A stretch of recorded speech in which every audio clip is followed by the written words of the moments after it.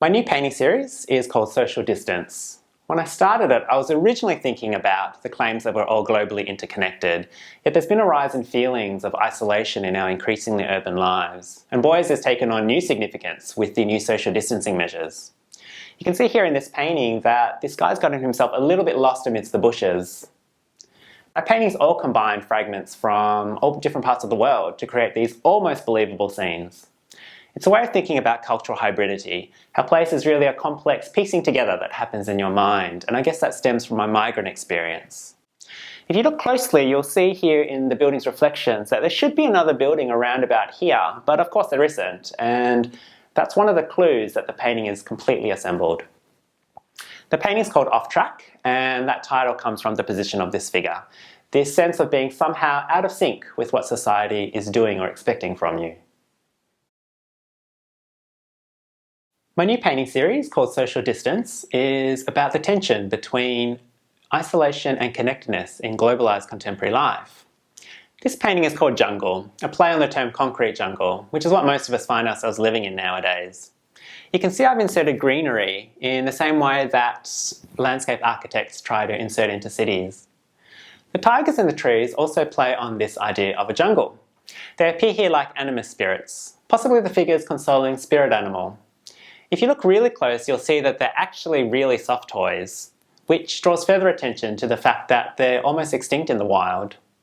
I've also used tigers for what they symbolise of Asia, still being the national animal of Malaysia, India, Bangladesh and South Korea. And I think they also read this way in relation to the figure's ethnicity. I'm thinking about how Australia continues to reposition itself within the Asia Pacific, and in this way, how do we see ourselves, our place in the world? For my new series, called Social Distance, my aim was to capture the feeling of this unique time, when yes, we are in isolation, but it's also an opportunity for solace and self-reflection. For me, this feels like the snow. I think it captures this sense of absence or distance, but in a way that is really beautiful. This is the only painting in the show that has no people in it at all. Also, we don't get snow here in Melbourne, so it immediately makes me feel like a faraway, dreamy place. It captures this sense of being no place. You'll see the cityscape in the distance, and also this architectural feature, the way we try to generate green spaces in urban environments. It's a way of thinking about environmental impact and our need as humans to take sanctity in nature. This series, Social Distance, plays on the idea that modern technology is supposed to make us globally interconnected, but does that really make us actually feel more connected? This painting is titled The Call because it features a phone box, a piece of old technology that's meant to keep us connected. Nowadays, not good for much more than being a target for vandalism.